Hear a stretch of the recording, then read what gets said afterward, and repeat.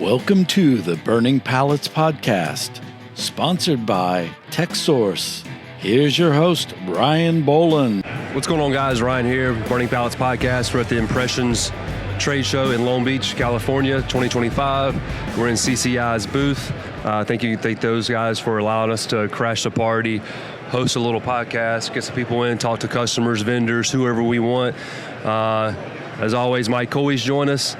The softest voice in the game, as I've heard just now from the next or the first OG, whatever you call him. You call him the first OG before you?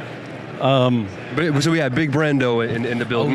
Oh yeah. Thank you guys for having me on this thing, man. No, we appreciate it. And I know, it's from Mike, how much he's talked about you, that everybody knows Big Brandoh, and a lot of people know Big Mike. I'm gonna start calling you Big Mike. Right. Now. There we go. No, I just rebranded to that T-shirt. Yeah. So that's been the question. People that see me like, what? I would feel the same way. Screen printer Mike, but with DTF, I had to do something. That makes sense. I got it. But Brando, we're on his turf, and this is like 2 years in the making. We tried to connect last year and get you on the podcast. And so I'm glad that, early ran into you and said, dude, now's the time. Mike's been screaming and trying to get you on forever. Oh, yeah. And, last year I was trying my best to try to get over here. Yesterday I wasn't even planning on being around, but I wanted to stop by, and I couldn't find you guys. So I was like, oh, man. And luckily I just ran into you guys right now. It was fate. It was fate. I think so. Because you're this neck of the woods and you have such a large following on your social media, everybody knows you. Even the CCI booth guys, they called you out. I know what it's like for me, but how do you stay, humble with all the people that come up to you with the adulation and the love? You know what? I appreciate the sentiment, especially having all the conversations, but it's still a little weird to me. I haven't embraced fully being a content creator or a internet personality, I guess. So it is still weird, but I appreciate the conversation. I'll stop and talk to everybody that wants to talk and share their story, because everybody kind of knows my story because it's online. So hearing everybody else's is inspiring to myself. Yeah, and I think that you are the guy when somebody says, I want to start a brand, that's who I say, like, this guy's whole channel is about starting your own brand. And I hate to say it, but like, everybody wants to have a brand. Everybody does. All the classes we have, and especially Atlanta, Georgia, we have a single day class. Everybody comes out wanting to start a brand. We'll go ahead. Yeah, and it seems it's easier than ever to start a brand with the technologies we have, like DTF, right at your fingertips. But out of all the people that start a brand, what do you think is the big X factor in them making it or not, regardless of how good the artwork or the concept? What's the catalyst that you go from dreaming, you're doing all the work, but sometimes they still fail? So what's the X factor? The big one for myself that I see a lot of people go through is they don't understand exactly who they want to sell to. They want to start the brand. They understand that they want to make these designs, but they just don't know who to sell it to.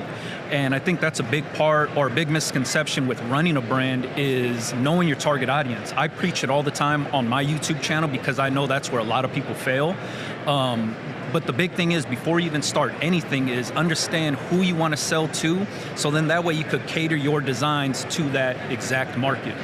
I'm really big on seeing success right out of the gate, and the quickest way to see success is actually catering to the audience, making something relatable, and actually giving them exactly what they want. And there's so many people that start a little bit backwards from that. They have the idea, they have the designs, and then they go and look for the customers. By that time, they're not making something that the customer wants. They're trying to make it fit to the customer, and it's a hard way of going about just selling any product in general. And for the brand owners that are wanting to start now, that's the big thing I would really, really focus on, is just knowing who you want to sell to. Yeah, and how do you tap into that? Because I've seen it's like you have a pulse, your finger on the pulse of your audience, like the Disney, the stuff where you can slip in there but not be really stepping on copyright or anything like that. For me, it's I always say it's hard to catch lightning in a bottle twice, right? And you have to be really lucky. But what I'm doing is just creating my own luck. I'm basically just making something for a certain audience, and I'm giving it to them exactly the way they want it. So many people kind of fall short from doing that only because they're wrapped up in just being the business owner and the brand owner, and they're forgetting about the actual people that are going to make that brand roll. Yeah, and now that you've built up such a huge following, like me personally, I would wear your brand, the sneakers on the LA, and like LA doesn't love you and all that. Because you're Big Brandoh, not that I understand the culture of that. So you're double dipping here now because you've gotten so big in the arena. Yeah, you know what's funny is I never sell any of my T-shirts to anybody that's subscribed to me. My T-shirts aren't made for the people that watch my videos. My videos are for the people that want to do what I'm doing. Yeah. So for a lot of the brands that I run, I'm not even the face of the brand. I'm just the behind-the-scenes guy because I don't want my face and likeness to be the one selling the product. I want them to actually like the design and buy the design. So the stuff in my retail store has nothing to do with YouTube. It has nothing to do with, my internet persona. It's just designs that mean something to myself, and there's an audience for them. Yeah, you've definitely tapped into that culture for sure. And that. So, I mean, kind of what I heard, like, you're telling people, be yourself. Don't try and cater to the customer. Find that niche way for them to create their own brand. If I was trying to create a brand, I would do something just right straight out the gate, extreme. Yeah, that's what my brain would immediately go to. Do something extreme. I don't want to say like a Jackass type of extreme, but just catch everybody's attention. Yeah. But then kind of falters because you're saying you don't want to cater to certain areas of the aspect, but. That would be my idea. Yeah. Just go straight extreme.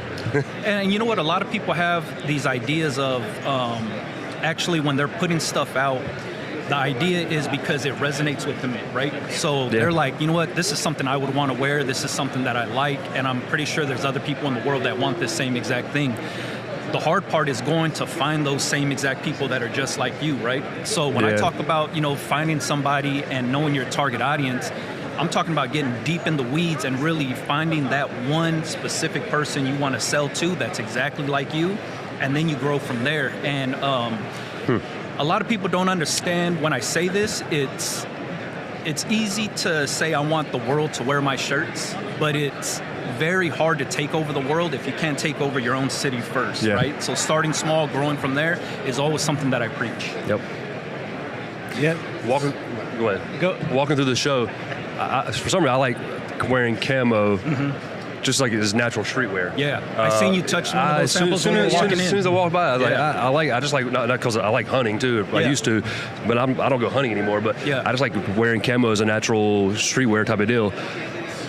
And you just said find what caters towards you, kind of find what you like most, and that's kind of like what I like. So you said that. I immediately thought when I just touched that camo on the floor, because you see shirts everywhere in this place. And that's the only shirt I've touched. That's right. Have you seen anything new as far as garments that you're like, hey, that might be something I want to work with, or I know you go to these shows and you're lurking saying like, hey, that's cool. Has there been anything new from any vendor that sticks out? God, there's a ton of stuff around here. A lot of the stuff that's here, I don't have an audience for that kind of stuff.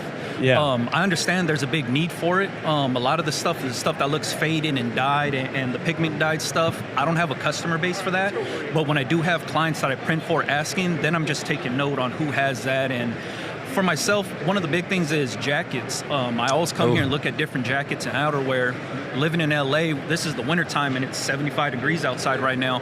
So jackets don't sell that good around here, but for whatever reason, people always want heavy Letterman jackets, and I find vendors here all the time on just those types of jackets. So when I'm ready to release them, I know who to go to. Yeah, I'm a jacket whore. Yeah. I have tons of jackets. So I don't ever wear them. I say hot nature, but I have tons of jackets. I don't know why. Yeah. But yeah, I like jackets. Yeah, this show is definitely, like I said, this is the one you want to go to. I was going to ask you, because we've stepped into the DTF arena. We sell the Quattro by M&R, which is 4-head. Yeah. And then we've got a 2-head that we're very comfortable with selling. Took us a while to get there because you want to be able to service them. I know you use a lot of DTF. Are you ever going to get to the point, what makes you make a purchase decision? Like if you bought a DTF, because then you got to make them versus just order them. So what's that crossover? Because a lot of people ask, or sometimes you got to tell people like, no, just keep buying the transfers. For myself, with having this popularity on YouTube around the t-shirt space, if I started to offer transfers, I feel that I would be a slave to that machine, and I'd just be running that machine all day long to sell the transfers. That doesn't seem fun to me. So that's been the big thing that stopped me from actually buying my own printer and offering transfers, printing them for myself, is I just don't want to get stuck printing the transfers. I want to sell the t-shirts. You spend all that money on it, you got to make your money back. Exactly. You can't let it sit there, so I get you on that one. And in my print shop, I got to the point where I made the space to have one, and I was looking at ventilation, and I was ready to do it and pull the trigger, and then I thought, it's not for me. It's not something that I actually wanted to do. I didn't want to get into the transfer space as far as selling the transfers. So I'd rather let everybody else that wants to buy the printers, you guys have at it, and I'll be a customer. Yeah, and two, like Ryan said, like once you buy it, then you got to pay for it, type of thing. I think a lot of people get into this business because they want to do their brand. And what ends up happening is, even if the brand's not successful, when people find out you have a screen printing press or whatever you have, embroidery, all of that, then you start doing custom work for people. So how much custom work? Like if I come up to you and said, "Hey, we need these shirts," are you doing a lot of custom work? Or is it mostly brands? I started to scale back last year because we have the retail store, so I'm more focused on actually just filling the retail store with my own designs.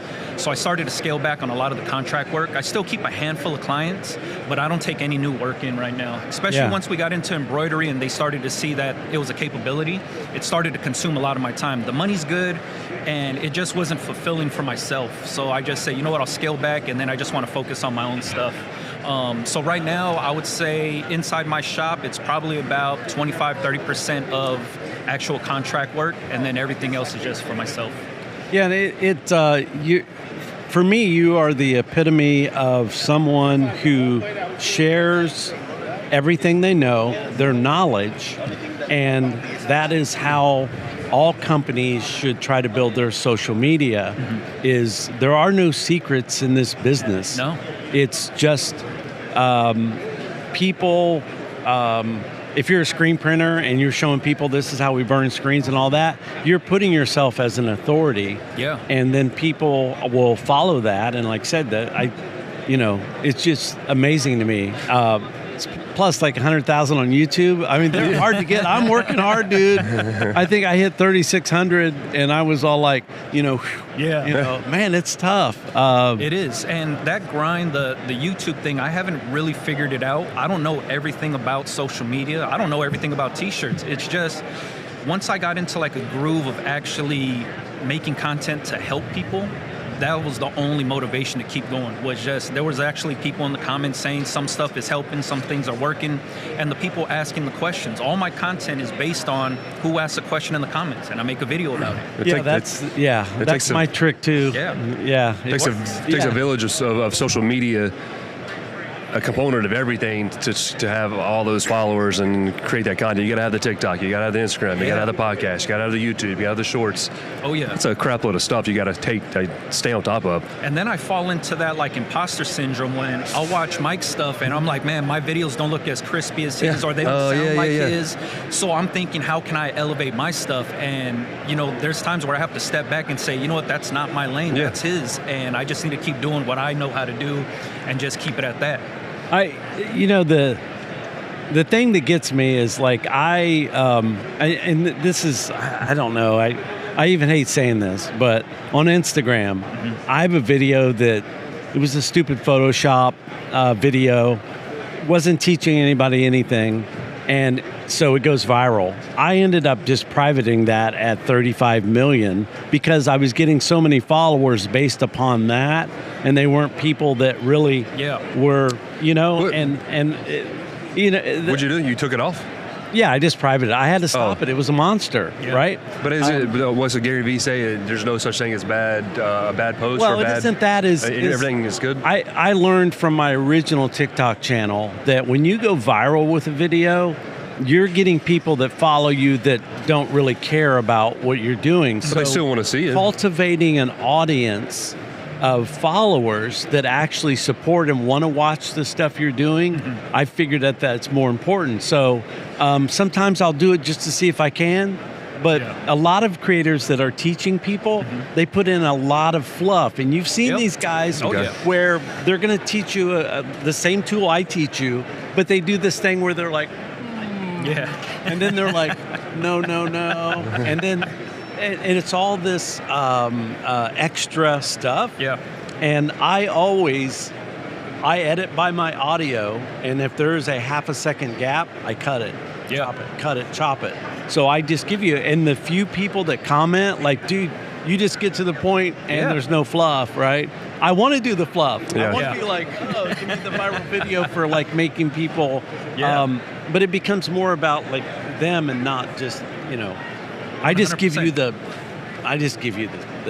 stuff. And that's my philosophy too with my YouTube channel, is the same thing. I'm cutting out all of the dead space and all of the fluff, and I just want the meat and potatoes on there because I feel that's what the people are. When I watch a video, I don't want to hear somebody ramble on about what their day was like. I just want to know whatever I typed in, teach me how to do it, and that's it. So as a content consumer myself, I'm trying to make the content that I want to watch also. Yeah, exactly. Now, I have to admit, I did love your 30 days. Like you travel a lot. You were in Hawaii, and then you come back, and I'm like, why ain't I living this kind of life? Going to Disney World, having drinks, big old desserts and food. I mean, that lifestyle stuff was great. You're traveling a lot more, though. But you're traveling a lot more, but it's like installs and stuff. I mean, it's not Hawaii and Disney World, Disneyland. You watch some of these videos, you're like, why don't I have that life? You know, cruising his bikes, bicycle bike, cruising down the. But no, that's good because you've got to. I think you've definitely got to a point where people are going to consume anything that you drop. That's a good place to be. A lot of people wanted to see more of what I did outside of the t-shirt space, and I found this out when I opened the retail store. There's so many people that come just to be nosy and they want to see what it's all about. And then that's when they started to ask, like, well, what do you do? What do you do outside of just making t-shirts? So I peeled the curtain back a little bit and just showed some things. That was for good myself. Stuff. I'm not a big internet personality, whereas I want to show everything. There's some stuff that I still keep private, and I feel like you have to kind of do that. The guys that put everything out there, that's a big toll on you and your family. So for myself, like, I pick and choose what I show. But it definitely works for you. But it works for you because you've already built that foundation. And there's still some people that are like, man, I don't care about your bicycles, just show me the t-shirt stuff, right? There's still that side of the group that they just want to see t-shirt stuff. I feel like you gotta have a mixture though. You call it fluff. I feel like you gotta have that good mixture of, like, even on Texsource Instagram, you got some videos where it's how-to, some videos where the memes you post. Those are pretty good memes. I do some memes. And then you got you got the mixing of the ink, and it's just like a mixture of crap.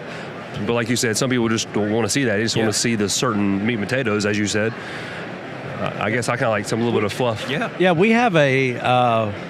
have kind of a hidden TikTok that's just mixing ink only, and one of those videos like sitting at 40 million. The last one he posted is like, I just looked last night. It's got 370,000. Just Caleb. The color. Caleb posted it, or Adam?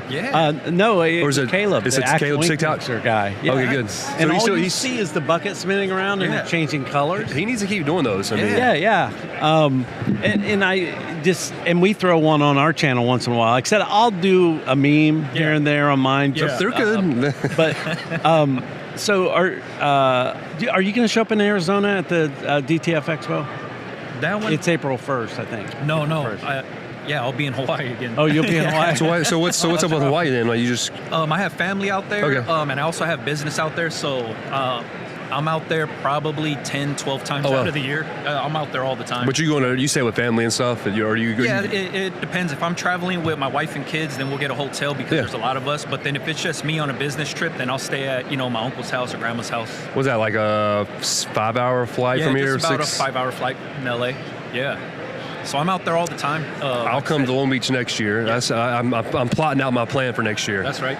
Come to Long Beach, work the show, and then we'll fly over to Hawaii. There you go. Are you? There you go. I mean, it's really early on, but I feel like I can make a plan for A it. little mini vacation last year after We did, your yeah. My wife came, out. yeah. Yeah, that was good. That works. Wait, where do you guys come from? Where? North Carolina. North Carolina, no yeah. way. Right Okay. right outside of Charlotte, not Charlotte, yeah. 30 minutes from it. Oh man.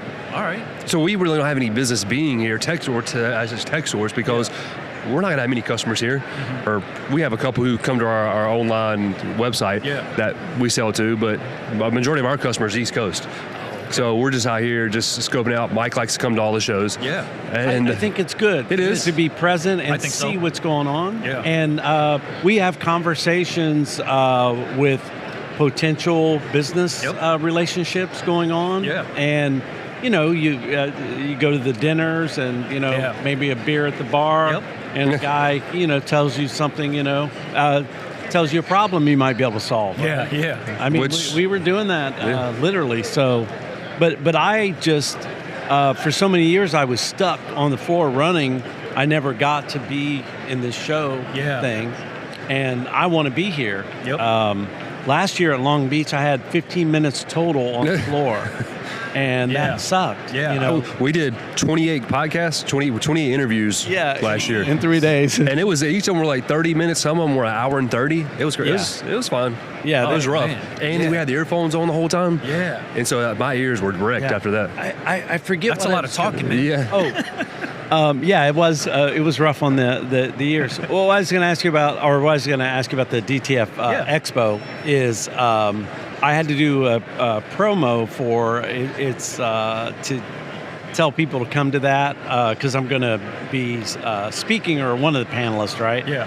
And I'm going to thoroughly enjoy that, right? Because I love DTF right now. Yeah. I do the installs for Texsource, and I'm all about teaching people how to get their art for that. Yeah. So Adrian said something about when I did my promo, I have the classic Johnny Cash giving the bird. Yeah. And I put "fuck DTF" behind that, and she was like it took her back. Wait a minute, you're going to speak. We asked you to speak, and now you're wearing this "fuck DTF," and I'm like, I'm going to wear that when I go down there. Yeah. And I said, it's because so many people that are screen printers say "fuck DTF," it sucks and it's bad and all that. And I get it. I was a screen printer. Yeah. You were a screen printer, right? Yeah. You started in screen printing. I started screen printing. Yeah. So, if it's done right, I don't even need to excuse that. But it's sort of my clap back to that. And then having DTF at your fingertips.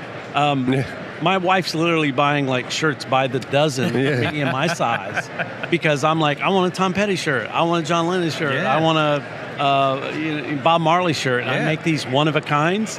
And what happens is all the people saying you're going to be sued, copyright and all that. I'm like, okay, if I was selling them, maybe, right? Yep. But when you have a machine sitting in front that you can do anything you want, you're going to do anything you want. Yeah, and it's like you said, literally at your fingertips. Whatever you could think of, you can actually create, and that to me seems like the best freedom in what we do. Yeah. Is having that ability to just create whatever you wanted to.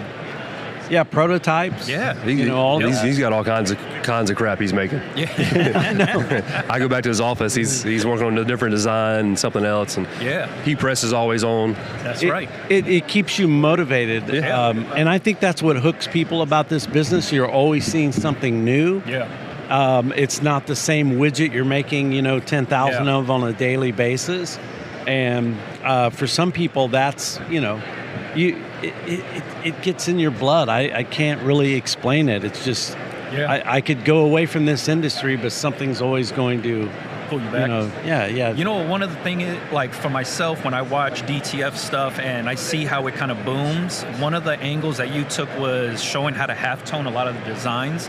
So the t-shirt breeze and stuff like that. That piece of information right there goes over a lot of people's heads, because as a screen printer, you understand halftones, but as a lot of these guys that are going just from vinyl straight to DTF, they're just thinking solid images, multicolor, and that's all they're thinking about. They don't understand the print process. Yeah. So by you showing that, I share that video every single time it comes up. Whenever you show how to halftone something, and then you're showing exactly what the transfer will look like, what the t-shirt looks like on the backside, that's gold information to a lot of the new people that are getting into DTF.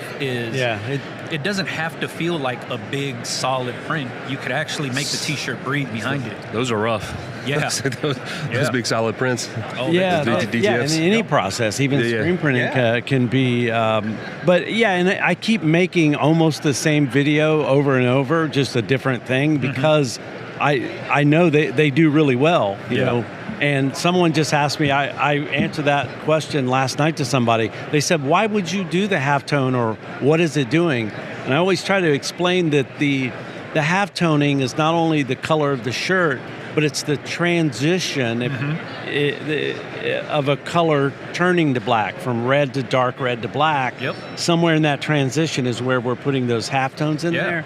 And then when everybody started doing it, then I said, all right, I'm doing the line tone. Because now, if you do a line tone and you're showing people, you got that shit from me. 100%. I just made a transfer doing the same thing because I followed the steps and I was using the dots, and I was like, wait, lines look better.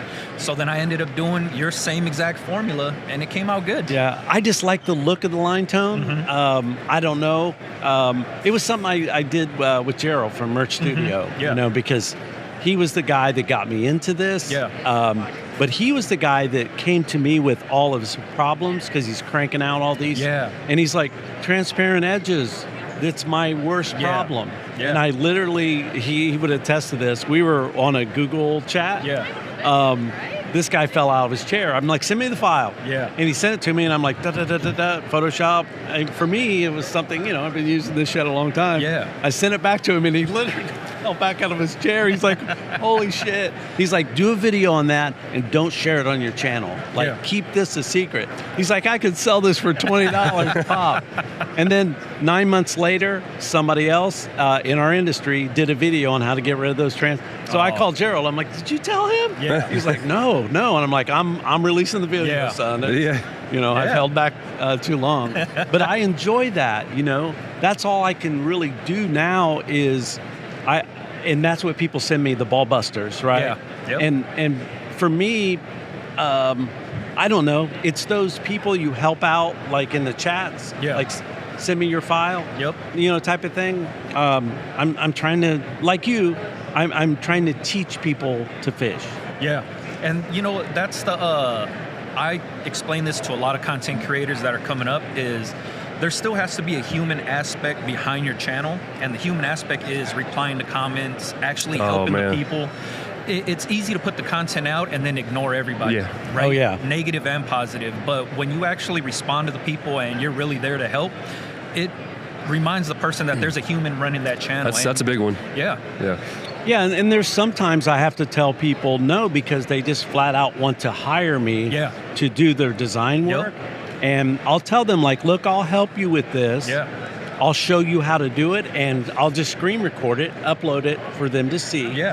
But I want you to take that and then you do it. On your own, right?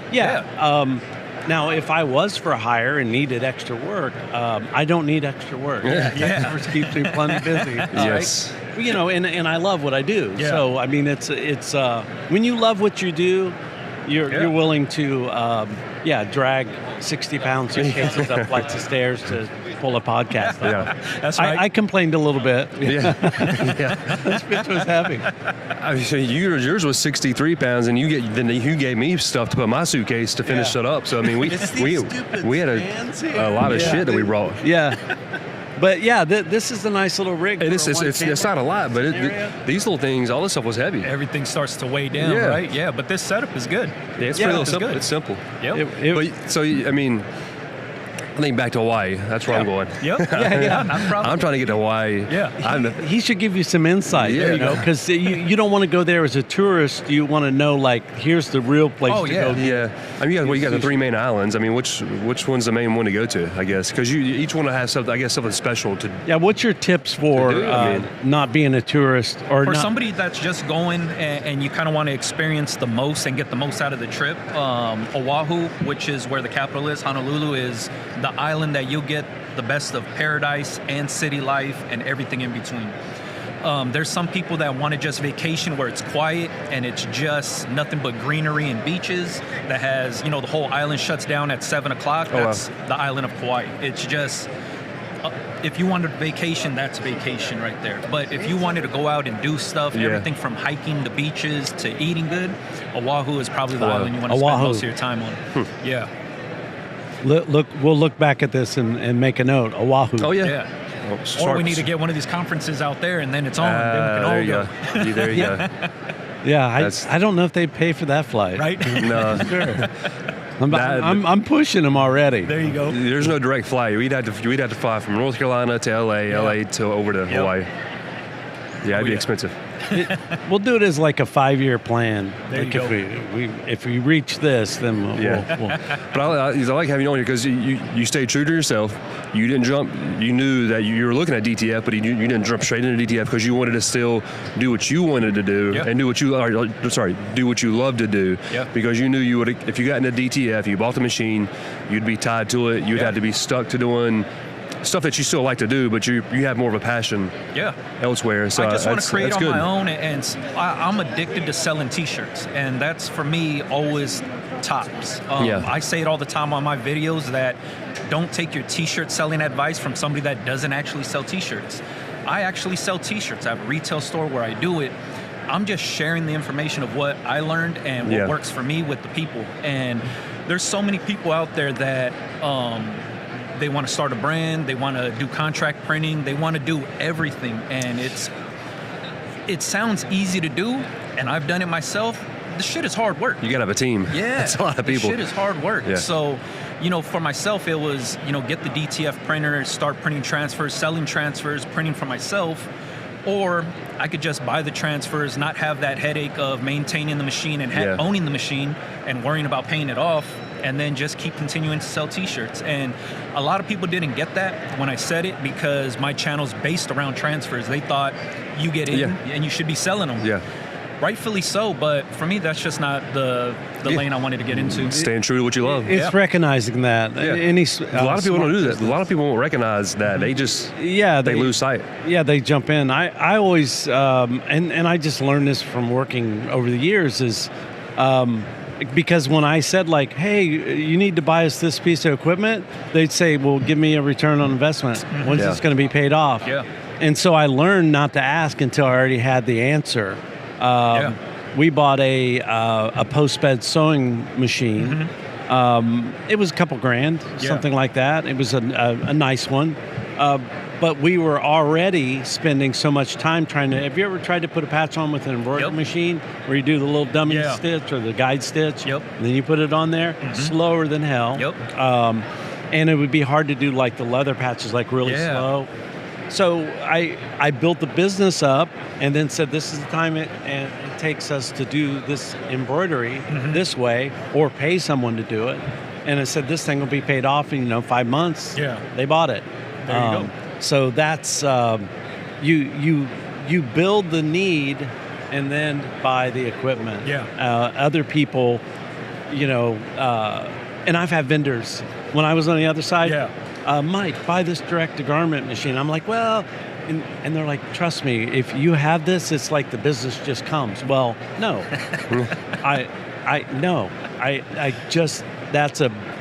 That's what turns people off about salespeople when they come to your shop. Yeah. I expect them to know the business and not just know how to sell. Know how to like sweet talk me into buying something I don't need. Ronnie was good at that. I used to watch a lot of people at this show years ago when DTGs first started coming around, watching all the salesmen really hype this thing up, and there are so many people wowed by it. And the one thing I always walked away from is they're just telling you about the machine, but they're not telling you how to actually make money with the machine. Yeah. They're just selling you the machine. And after it's in your shop and you're already paying for it, it's on you to actually bring the money in. And a lot of people forget that part of the business. What's the first couple we had on yesterday? Gus and Caroline? Carla, maybe? Carla. They were searching for DTF, and I think we talked them out of it. You kind of did. I mean, like buy the brands first. With Texsource, we'll sell you whatever the hell you want to buy, but we still want to try and make you make the right decision. And we don't want. At the end of the day, if they're just like, I'm buying it, okay, cool. Well, we might have talked them out of it buying a DTF, but they, like you said about the our vendors and the guys, the salesmen trying to sell, they were like, "Oh yeah, DTF is easy. All you do is just push this button." That's what they said to us, right? And Gus did. Yeah. And then, that's because he's going around looking at them. I think we told him, no, you buy them until it makes sense for you to bring it in. by the transfers, and not the machine. One of the reasons when I decided to get out of the trenches and onto the dark side, as I like to call the vendor side. And I say this almost every podcast, but it's the reason why I came to Texsource. They were one of my vendors, but they're the vendor that would go into garage shops. Like sometimes they roll up at people's homes. Where the other guys, they're too big for that. They only want, and then the big dudes, the ones that I had a disdain for. They come in, they just want your business. They want to sell you emulsion and white ink. That's all they give a shit about. Maybe tape, right? But Texsource, they were teaching the classes. I'm like, I'd love to teach classes. Right? And they're taking little guys, and we've got customers that start out with manual machines. They're 3, 4, 5 autos over years of growing. And so they've been, they give us their business because we've been there all along for them. And that's kind of like, who I am. I'm trying to lift somebody up. So morally I'm glad speaking, it worked out. I believe in that 1,000%. Only because, I get it. You're trying to sell equipment, or you're trying to sell just gear, tools, whatever it is.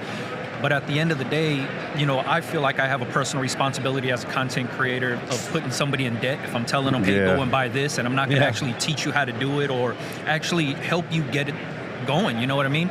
There's so many salesmen that are quick to just say, dump all your money into this, and once we cut the check, see you later. So by you guys actually saying going to the garage guys and going to the small guys and actually helping them get along, that to me speaks volumes. It speaks volumes. Yeah, it's what attracted me. They were the first and only company I came to when I decided personally I want to get out of the the rat race of slamming or having 6 autos to feed. And then on the backside of all that, if these guys sell somebody a piece of equipment, they're trying to get the commission, trying to move to the next step. But then when they start having problems, then you got to deal with all those problems that the customers are not doing the things right. So the customers will call you back. So why am I going to sell somebody something that I know they're going to have troubles with down the road? I'm going to have to cater and handhold, that sort of thing. So education, we try and do as much as possible. Don't force anybody into a sale. Because I don't want problems in the back end. So the industry can be, and like I said, I'm not going to throw a specific person or company under the bus, but there have been companies that he wants me to. There have been companies or people in our industry that will get like maybe a leasing program going on, and they'll qualify anybody. And knowing when they say like, let's bring this auto into you because this is going to change your business, you'll be able to print and all this kind of stuff. Once again, you should already be sending your big jobs out to a contractor and build that up before ever, thinking about buying an auto. And so companies would do that. And then what you've done is you've put lots of people out of business. They did it with the T-Jet, the original director garment, Freshener, And then y'all throw shade at Freshener. He knows. I've seen him on podcasts say, there's probably people out there that want to kill me. Yeah, they are. Put him out of business. It sold him $30,000 for something you knew that didn't work, right? And he's a pioneer. He wrote the book, right? Screen Print for Fun and Profit or whatever. but those type of things still happen.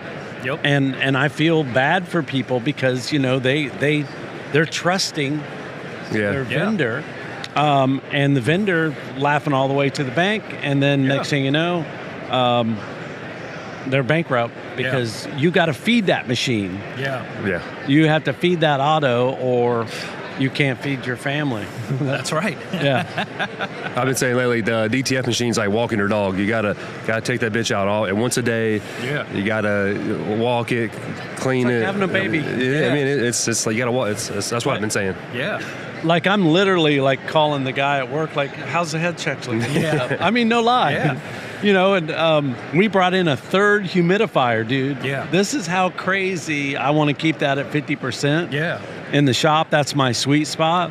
But when I used to talk about DTG and controlling the humidity and stuff like that, there were so many people that didn't understand what I was saying. And now that DTF, like there's a ton of people that have these machines, and now I see them and they're talking about it. I'm like, man, I've been trying to tell people this, and that's something the salesman isn't going to tell you. Back when the DTG, like when they were selling the DTG machines, nobody was talking about humidity control or anything like that, how that affected the print. And now seeing it, I'm like, man, I'm glad this information's out, because there's so many people that, like you were saying, all you do is push the button and you're going to be making money. And that's not what it is. It's actually babying these things and understanding what goes into them.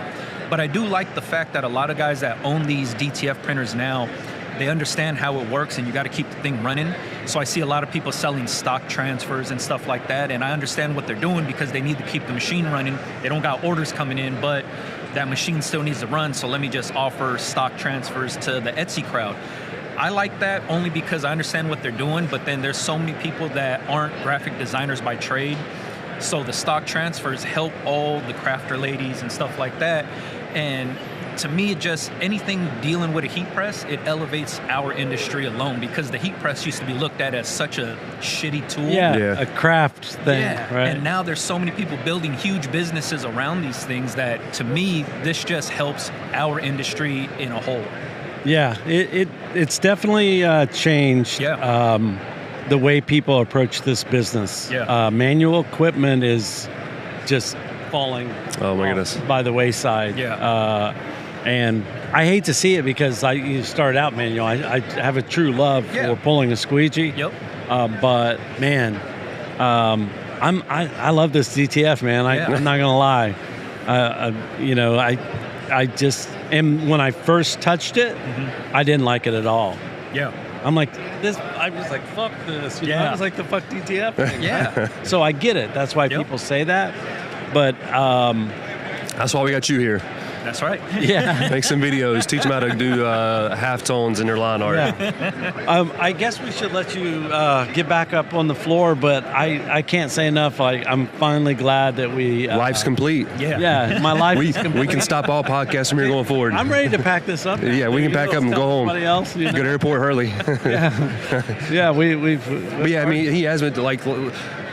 We started a podcast 2 years ago, something like that, and he always kept saying, "We gotta get Big Brandoh. We gotta get Big Brandoh." Obviously, you can't come to North Carolina, so when we got a chance to come here last year, it's like we got to get him. Obviously, I couldn't have, it didn't work because we were so busy. But I appreciate you coming on. I know Mike 100% appreciates you coming on, and you guys are both the big people in the industry that are really massive content creators that help people. I mean, that's a big thing. You help people. It's just helping the people, providing the right information, and like I said earlier, it's cutting out the fluff and giving them the meat and potatoes. It's, for myself, I refer everybody to Mike's videos when they have any type of graphic design question, especially Photoshop, especially with DTF, because I know they could learn a ton of stuff in that 1 minute video. And they could keep rewatching it as much as they need to actually go through all the steps. So I appreciate the videos that you put out. And I appreciate you too, because my grandson, who's 13, like, Papa Mike, I want to start a brand, and Dad said that you could help me. And I told him, go subscribe to Big Brandoh. You did? Because you told us that on Tuesday. I told, go subscribe to Big Brandoh, start watching his videos. Because like I said, he's a kid, and I want him to be like try and fail, just so you learn. But the fact that he wants to try, it's a good thing because it's going to be hard to explain to him how you tap into people and make stuff that they want to buy, right? That's going to be a hard sell for a 13-year-old kid full of testosterone. So but that was the first thing I told him. So like that is my, like, I use you for that. I just say, like, I don't want to mess with this, just go watch this guy's content, because if you're too lazy to do that, then you really don't want the help. I just can't magically throw open the box and make you what you're doing. But I do appreciate you, man. It feels good to be like in this community. Rye, beat, and all the we all know. And it's a good thing. You're genuine, and it shows in your content and in person. He's really like what he is in real life. Absolutely. But thank you guys. I appreciate this. Thanks Big for having Brandoh, me on here. Thank you so much. Thank you, brother. Good Thank you, Mike. man. Appreciate it, guys. See you guys.